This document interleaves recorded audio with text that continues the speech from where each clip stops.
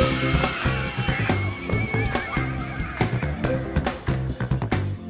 are listening to another episode of the Coaster101 podcast. I am Andrew Stillwell, and I've got a very special guest joining me this week. You may have seen on the internet that Palindrome, the North America's first Gerstlauer Infinity Shuttle Coaster at Circuit of the Americas in Austin, Texas. Not only has it gone vertical, the track is, I believe, mostly complete, if not fully complete, but I wanted to get more information. So I've joined on the podcast this week by Matt Hughey, who is the Vice President of Park Operations at Circuit of the Americas. Matt, welcome to the Coaster101 podcast. Thank you very much for having me. It's fantastic. Happy to be here. Hey, we're excited. COTALand, I feel like, has been one of these things for coaster enthusiasts and park enthusiasts for years now. That's like, it's kind of like, when is it happening? When is it happening? And now that we've, got a full-blown, full-size roller coaster, big roller coaster ready to go, I think we're getting ever so closer to that opening. But I want to I want to get a little bit about you first. I know you've got a kind of a career in the industry. You spent some time at Six Flags over Texas, but for those of our audience who may not necessarily know the name Matt Hughey, what's your story as it relates to theme parks, roller coasters, and the amusement industry? Sure. I've been very fortunate in my life to have a career in two things that I love very much. One of those things happens to be magic. So I did tour and perform as a traveling magician for many years. And the other was amusement parks. And at the end of the day, the amusement park world won out. But that has allowed me to still do some magic along the way, whether it be during Fright Fest or things of that nature, performing illusions, as well as performing my regular duties as operations manager and now as VP. So super excited to do that. Grew up in the Houston area, so my home park was Astroworld. It still hurts me to this day to know that park's not there. I think that was a huge loss for our industry and very sad, but these things happen, so I get it. My first job actually in the amusement world was actually working for a traveling carnival in Central Texas and travel around for that. It was a very interesting time. That's hard work, and I learned that wasn't the right work for me. But I loved being a part of it. I loved the smiles, the cheers, and just even today, I can't pass a traveling carnival. If I see one, I'll stop and go ride some rides. So it's still very close to my heart. But the theme park world is really where I feel most comfortable and love that area. My first year at Six Flags was back in 1989, which I'm sure some people listening to your podcast may have not even been born at that point in time. I used to be the young guy in the room, and now I'm the old guy in the room, so things change as we move along. But I worked with Six Flags from 89 all the way up to 2020 off and on. I had some stints there where I'd leave, had some different companies that I owned, but always kind of got drawn back to it. And this last time going back to it, I stayed with it. That being said, the opportunity to come here to Circuit of the Americas, what we refer to as COTA, became available. I thought it was a unique time in my career to challenge myself. It's been way more challenging than I was expecting because initially when I came here, we were looking at doing a very small, probably 8 to 10 ride little kiddie park, something that you might see like in San Antonio at the kiddie park over there by the zoo, something similar to that. That being said, being out in the country where we're at and being so specific age-wise, I felt we were kind of limiting ourselves. I knew that was going to be quite a challenge because, the success that San Antonio has is they've got a zoo. Mm-hmm. I do have some animals around here, some cows and stuff like that, but I don't have a zoo. So that was going to be a tough time for us. So the discussion started happening about maybe adding some rides that the families could ride together. And that's where the Wacky Worm kind of came from and a few things like that. And then as we progressed with it, we shifted gears a lot, and we do that here often. He said, why don't we just, our owner said, why don't we just go and build an actual amusement park? And we'd already bought this other stuff. So we had to, we've sold some stuff. We're going to keep some stuff. But at the end of the day, anything that you've seen, if you come to Circuit of the Americas, that's been in the Grand Plaza, where those rides have lived for the last few years, all that goes away. It all goes, what we're keeping will all go into the actual theme park. And for those who aren't familiar with COTA, you can sure look it up on the web, and turns 19 and 20 is where the park is going to be located, into parking lot A. And then across the street, across Coda Boulevard, there's a kind of a man-made little lake over there that will also kind of be a part of the park. And that's where it'll kind of start out with as we begin to grow and open. But we do have plenty of room and opportunities to expand if that seems to be the right direction to go. And I believe that it probably will. I love that. And again, a lot of our audience, I'm fortunate that I, in my quote unquote real job, I work in a company that is involved in motorsport. So I'm familiar with COTA, and it hosts a NASCAR race, hosts I believe it is the U.S. or Texas Grand Prix. I'm not the world's biggest F1 fan, Gotcha. but as you've mentioned, COTA is this just massive sprawling complex. It's got, again, the 3+ mile racetrack. It's got a amphitheater that I believe is actually hosting a New Kids on the Block concert tonight, I think is what I saw. Correct.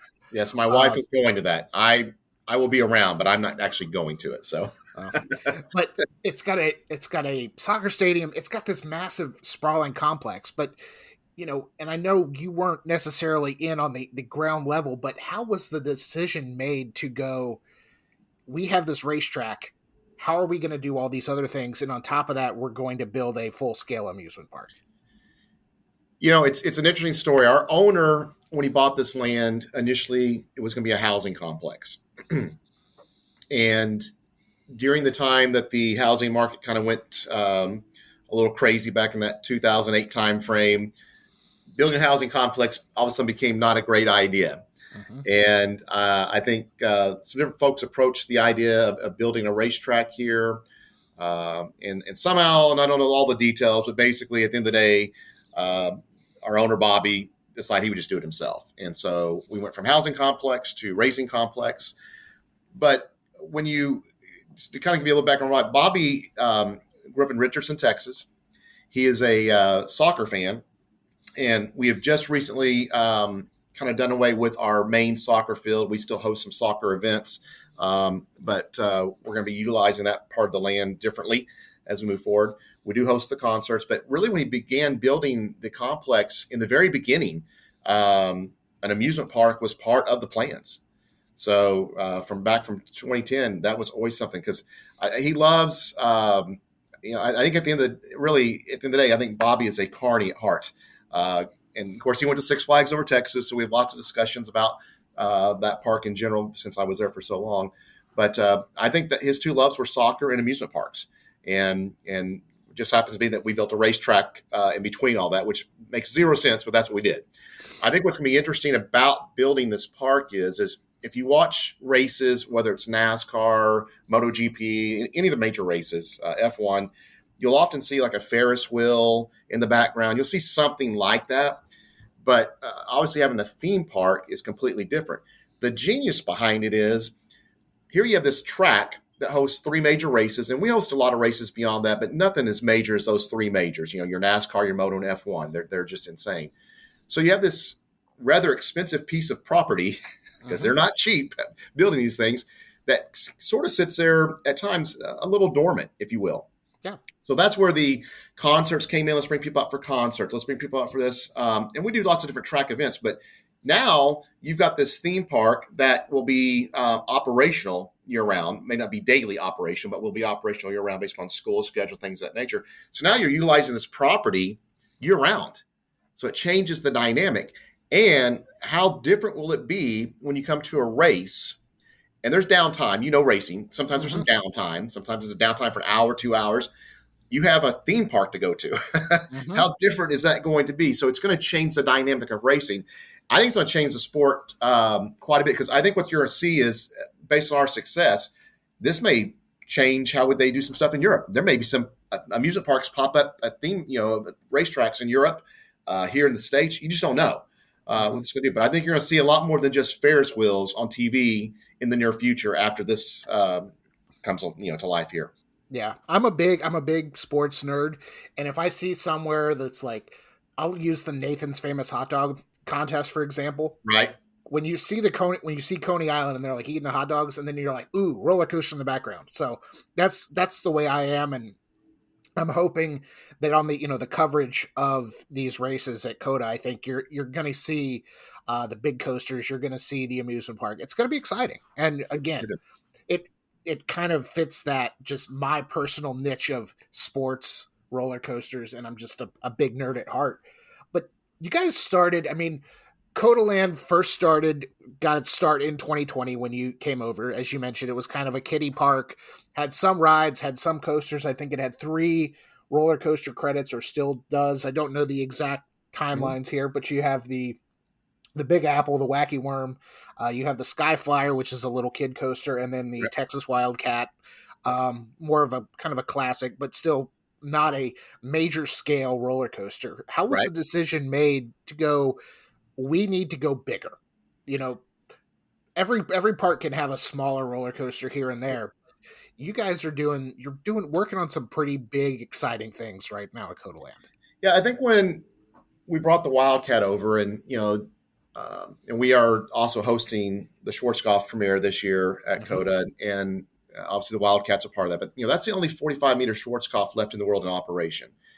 And I think when Bobby saw the reaction to people riding it and how much fun they were having, and this was nothing major, but people were loving it. It was hilarious watching we'd always have the boyfriend sitting there like, this is a stupid little coaster. Oh, I don't want to ride this, with the girlfriend. Let's just ride it. And then that first drop is pretty shocking to most people, and they would scream and they get off like, that was kind of fun. And so I think that kind of started lighting that fire. Like, you know what? I think we should build a park because look at what this stuff is doing. If we were having success with that. Our Christmas event was very successful with just the ride package we had. He goes, if we're this successful with just this, what can we do with the real park? And so that's where it kind of came into play. And so he told me, go get creative, come up, you're the coaster guy, go have some fun. And there were some limitations. It wasn't a blank check. There were some budget restraints, and but there were some things he wanted. Going over the road, he didn't care what else I did, but it had to go over the road. And I was like, okay, I can sure do that. And then we had some actual fun elements, I think, to the coaster, and going backwards and forwards, and the name Palindrome, and tying all stuff together. He just fell in love with it. And so when we started going that direction, he goes, we also are going to need this, this, and this. We need a log ride. And he loves the classic log ride. Mm-hmm. He goes, I want the old school, sitting a log in a row like families used to do. I want that memory. I say, hey, that's fine. I can do that. So, our log ride, has a 5-story drop to it versus just, the normally 20 or 30 foot drop. But so we've added some fun elements to it. And I think we're bringing some of that classic stuff that you'll see at parks, but we're also bringing new and innovative stuff that you don't see every day. And that's, as I started showing him stuff, really a lot what I was showing him was just more or less for things to think about in the future, things that we could do, things I thought we would never do, would love to do, wanted to do, but never would do. And when I showed him the circuit breaker, Pitfall is what the actual working name is. But when I showed him the ride, he was out of the country. I'll keep it clean, but he was like, why did you show me this? And I thought he was mad at me. He goes, because I love it. He goes, this is amazing. He goes, I have to have it. And then here we went. After that got, checked off, here we go. And so what I wanted to do with the park was make sure, because I'm booked in right now in Texas, I'm right in the middle. On both bookends, I've got a Six Flags park and a SeaWorld park. And, the inverted B&M we have 3 of those in the state of Texas. Didn't need another one of those. Mm-hmm. So I wanted to do as much as I could to not duplicate, but knowing there's going to be some classic things in the park that you're going to see in any park. Obviously we have a carousel and some of those things, but even like our telecombat ride, what I wanted was the original telecombat. Which is made by Fabry. They created the ride originally. And so most of telecombats, you see them everywhere, going around in a circle, they raise up and down. But ours, the cars will actually turn and face each other, and you can shoot at each other. And when you hit one that lowers down and they go one lap at the lower level, if you win, if you shoot the most times, you get one level at the high level, while everybody else at the low level. Just some different things. So taking the same rides you may see, but tweaking them just a little bit to make them just a little bit more special. So when you come here, it's not the same old. It's going to be just a little different. Mm-hmm. And I think that's what you're going to find when we started coming up with the ideas. And what is let's don't be anything else. Let's just be us. Austin weird. I don't know what that actually truly means, but that's what we always talk about is Austin's weird. So let's just be that. and let that be the driving force behind the park. And I think that's kind of what we've done. And I think people get here and like, I think it'll make sense, but it doesn't make sense. For sure. And I think when people are like, this is what I came here for, because this is exactly what I wanted. I wanted this Austin experience, and that's what they're going to get. That is fantastic. I love the mindset of Austin weird and keeping Austin weird, and you guys are definitely keeping with that. And we got to talk. We are a roller coaster podcast, so we've got to talk Palindrome. We've got to talk Circuit Breaker. But let's start with Palindrome. Yep. I know it was originally announced all the way back in 2021, and for one reason or another, I'm not going to ask you to get too far into it. I know you don't necessarily want to, but those pieces they were in a parking lot lined up for a while, and they've finally gone vertical 3 years later. I gotta ask, was there a major reason, without getting too much into the politics of local and state government and emerging from a pandemic, was there a reason that it was announced and then it took 3 years to finally build?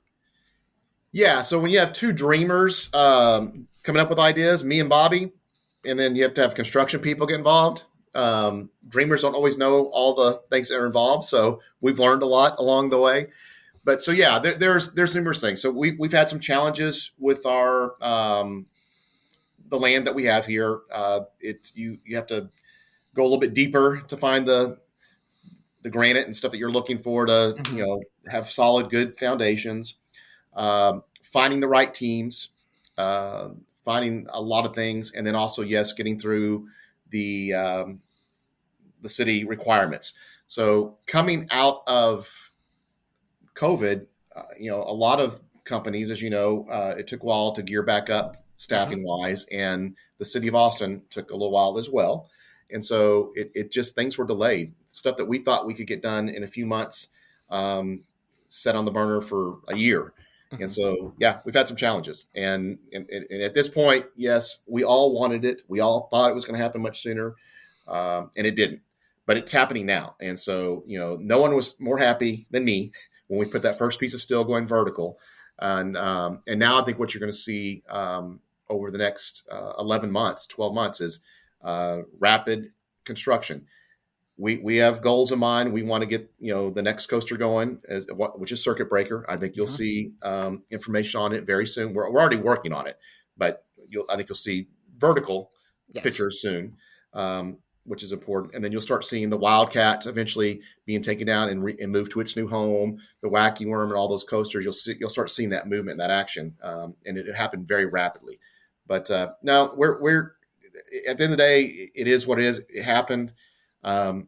But look, you look at some of the rides that were supposed to open last year at other parks that didn't, that got delayed by a year. So just a single ride, sometimes from a manufacturer, especially if it's a prototype, things don't work always according to plan.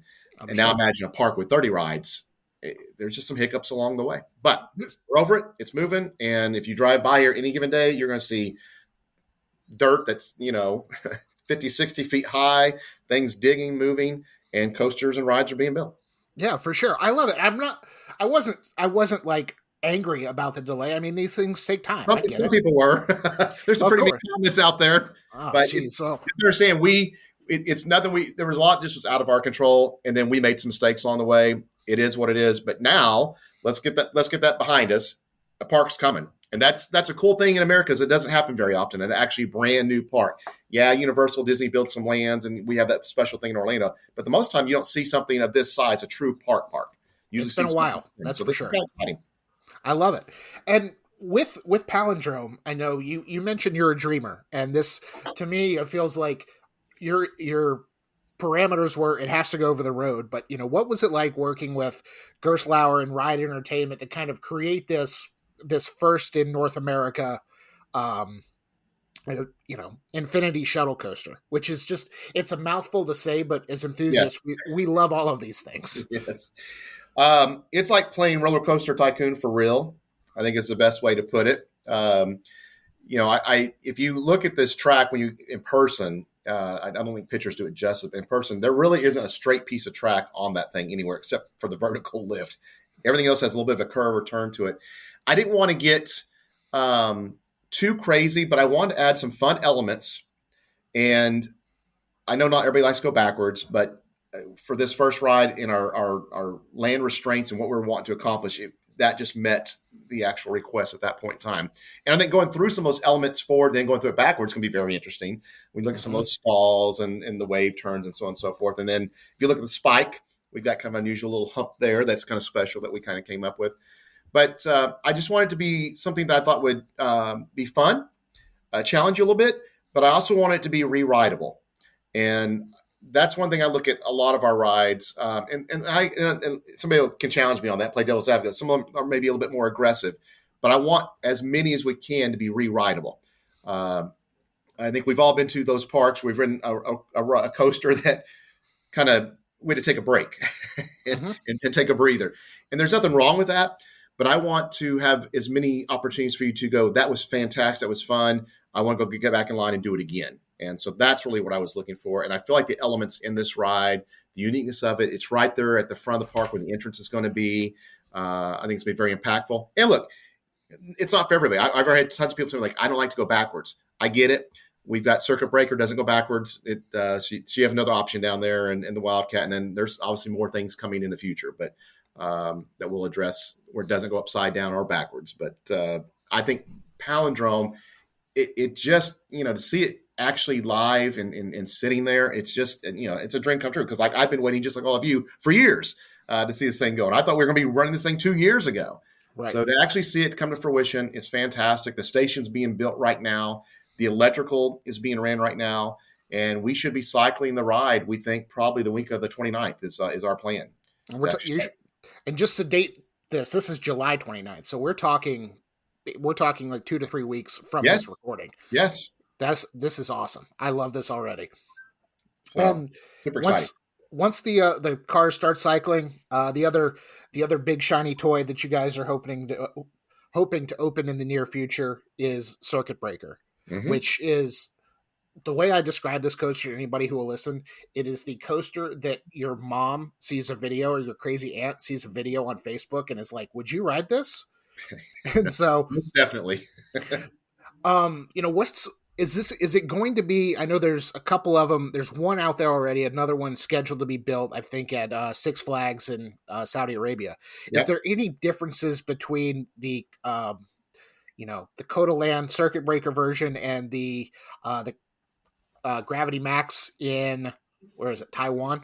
Are there any major differences between the two, or is this going to be kind of the layout is a little different? The trains are different. There's definitely some difference between the first one and this version 2. The one in Qiddiya is actually, I think, just a little bit taller than ours. Because we kind of put ours together first, and we thought we'd already have it going again, like I said, and so they went just a little bit different, which is fine. But beyond that, our trains, we went with the trains that have the lighting system. So it's the same lighting system that you see in the Tron coasters at Disney will be in ours. And then we also have the sound system put in ours. So I think that's going to make it very unique. I don't know about the other 2 rides, if they have that or not, to be honest with you. But I do think it'll make ours a little bit more unique. And so that was where we first were putting the ride out, and I did this on purpose.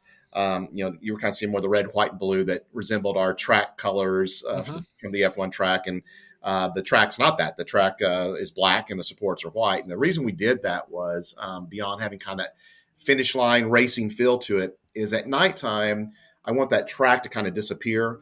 And I just want you to see that coaster up in the air with those lights flashing. So it looks almost like just floating in air.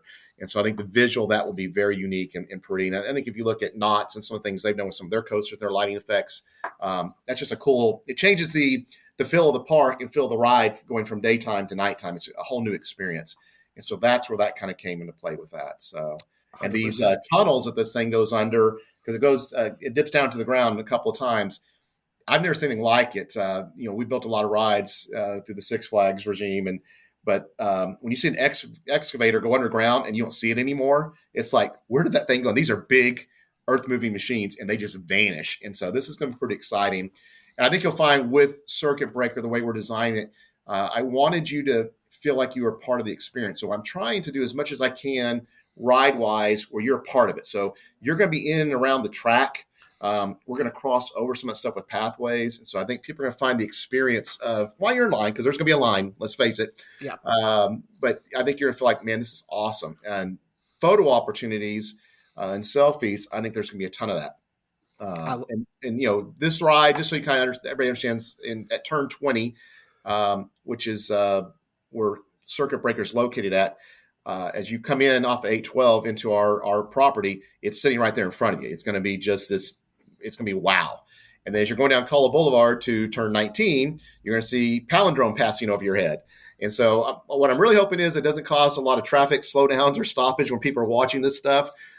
Wait till you get in the park and come watch the rides. But I think it is going to be something very unique that's just like, man, it's just going to be a different experience entering this park compared to a lot of parks that are out there. For sure. And you've mentioned you threw out the term 30 rides. I don't know. We've got some coasters. There are going to be some other, I don't want to call them leftovers, but some kind of holdovers from the original kiddie park. You've sold some stuff. You've kept some stuff. Another attraction that was announced back, I believe, in 2022 was the Sky Blazer. Is that still on the presumed final park layout? Oh yeah. So in order for us to hit our deadline, and we don't have, so everybody's wondering when's it's going to open. We're hoping for a summer of 2025. That's what we're shooting for. We are laser focused on that. We'll have actual opening dates later down the road. Let us get through a little bit of construction, see what the weather does to me first. Okay, so just give me a little bit of breathing there. But trust me, we are laser focused. I can't tell you any more than that. We are laser focused. But yes, that ride will be there. It'll actually be positioned near the spike of Palindrome, so it'll be on that side of the road. As I said, there's a lake there. So as you swing over, you'll kind of swing over that lake. So I think, again, it's going to be a beautiful visual. That also has a very nice lighting package on that arch that's 240 feet in the air. That's going to just blow people away. And I think when you're driving down 130, which is kind of the tollway by us, the skyline of COTA is just going to just be shocking to you. Because used to, it was just our observation tower you could see from a ways off.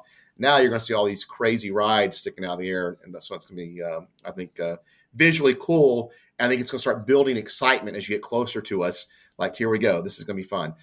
That ride, in my opinion, will probably be our most thrilling ride just because of the uniqueness of it. If you've ridden a sky coaster before, that first time of riding the thing and pulling that ripcord, and I mean, that's something if you've ever ridden one. This is a whole new experience with 18 of your closest friends sitting in a circle. You're dangling from these wires, and you're just going to fling through there. It's going to be a different ride every single time. So very, very unique. So we're super excited about that. It's its first of its kind, and it'll be the only one in Texas. So yeah, it's going to be cool. For those who are listening who, or if you're driving right now, don't like Google this while you're driving. But it's almost as if a sky coaster meets a giant Frisbee, and it's just this pendulum. It looks insane, and I will 100% just, even before the first footer is in the ground, I will agree with you. It is going to be insanely thrilling. Yeah, no doubt. And I'm looking, and I have the benefit of the video here, not everybody else listening, because we don't do a video podcast. I'm looking over your left shoulder. Oh, you're seeing top secret stuff on the wall. Are we allowed to talk about the top secret stuff on the wall? I mean, I'm not going to say what I'm looking at.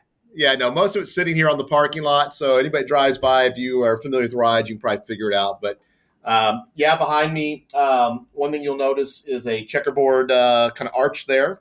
That is the Screaming Swing from S&S. We're calling it the finish line. So you're racing against each other to the finish line. So we do have that. The log rides back there. We also are bringing over the first Evolux from SBF Visa. We're calling that Extreme Drift. So we're trying to do some family thrill or family adventure, I guess is the best way to put it. But the one thing you'll find once we put out the actual park map, there's, I think, a lot for the family to do to stay together. So we have ones for the little bitty ones. We have stuff for the big ones, the thrill seekers, all in between. But the way the park's laid out, versus just putting mom or dad, one of them, into the kiddie land where all the kiddie rides are usually at, we've kind of spread that stuff out. So I think you'll find the family can kind of stay together and not have to be broken up. That was very important to me because even though my three kids were close in age, there were height differences. And so it's like, okay, I'll go ride this with you. And, we always were having to separate. So I think you'll find that there's not going to be too much of that here at the park, you're going to find that it's a chance for the families to stay together, which I think is important. For sure. And so summer 2025. We're not committing you to an opening date. We're not Yep. committing to an exact. We're very excited. We're thrilling. But I want to talk a little bit before we wrap up about this fall. You touched on it a bit briefly earlier. You guys are hosting the premiere of Ace's Schwarzkopf documentary. Mm-hmm. How did that kind of come to be? And I know you've hosted kind of like a winter event for Ace. I mean, talk a little bit about the partnership and the relationship you guys have with the American and coaster enthusiasts, and maybe I know the team working on the documentary, they're still working on it. It's got a premiere, I believe, in November. We're going to attempt to talk to them on the podcast here in the next couple of weeks. What's kind of the relationship with you and Ace? And I mean, I know this kind of maybe goes back to your Six Flags and quote unquote Carney days, Sure. but what's your relationship with Ace, and what can guests at the premiere expect? Is there any sort of like tour attached to the Ace documentary?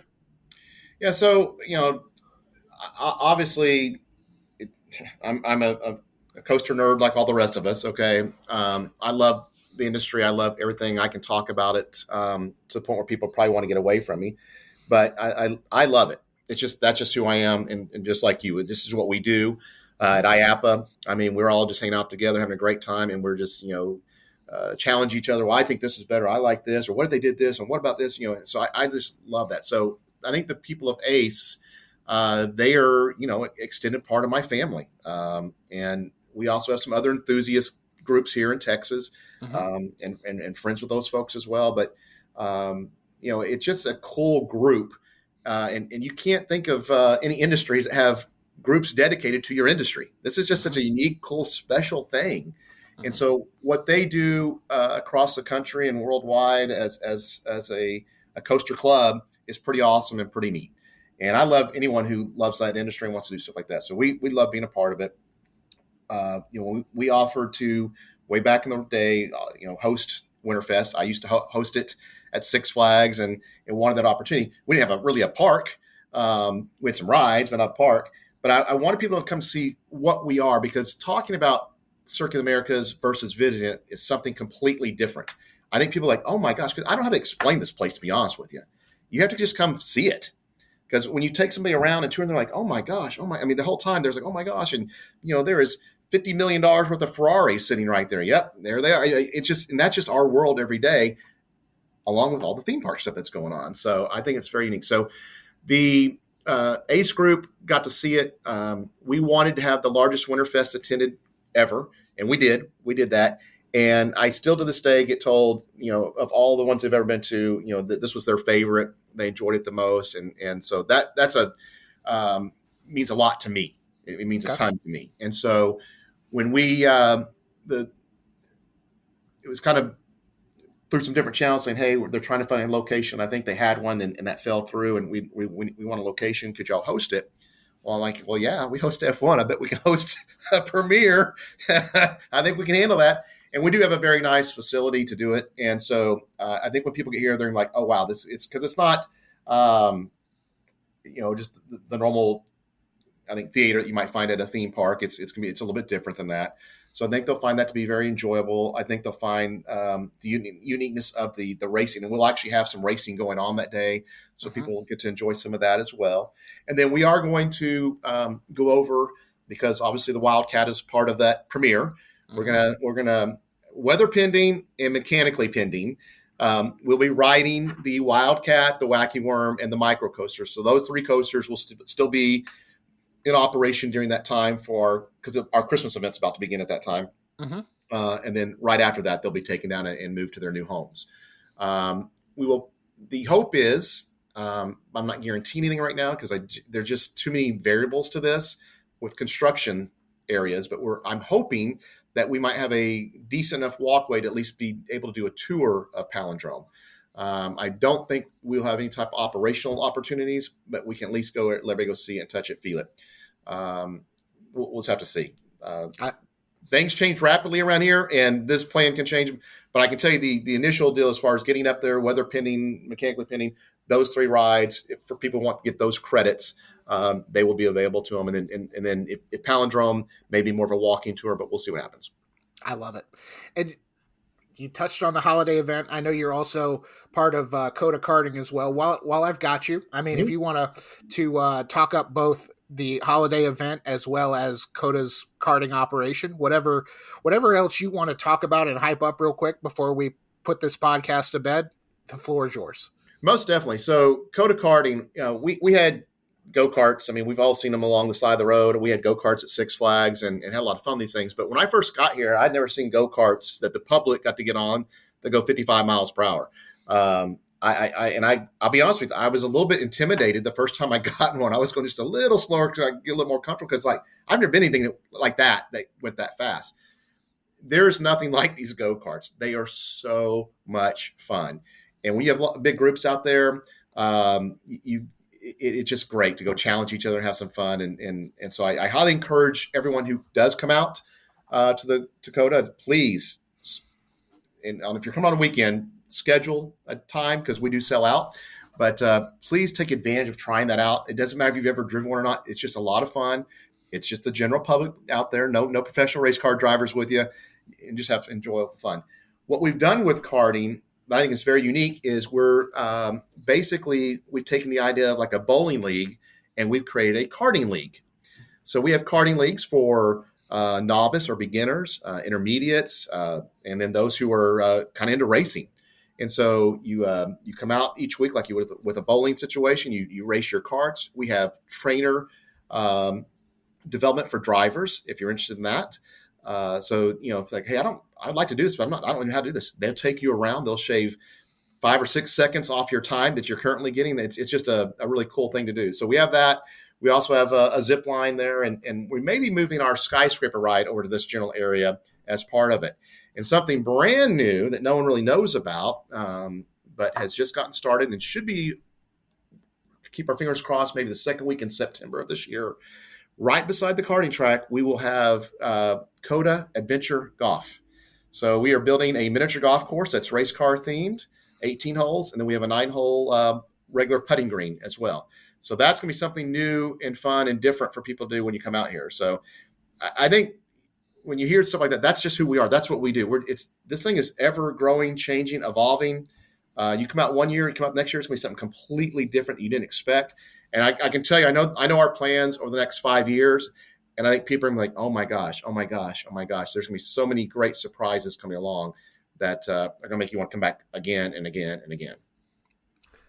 What a way to end it. That is the fantastic sales pitch. Plus we got a little bit of a Coaster101 exclusive with the mini golf course. So we are thrilled. But Matt, thank you so much for your time today. And if people listening want to learn more about COTA, circuitoftheamericas.com is probably the best, but you guys are on social media as well. I think if you just search Circuit of the Americas, it'll come up. Correct. Perfect. Well, that's going to do it for this week's episode of the Coaster101 podcast. Matt, thank you again so much for your time.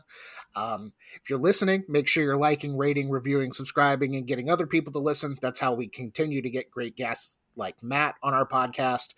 Check out the website, coaster101.com, social media, at Coaster101, anywhere you can find COTA on social media. You can probably find Coaster101 as well. And as always, thanks to JMMD Entertainment for our theme music. But we will talk to y'all again soon. See ya.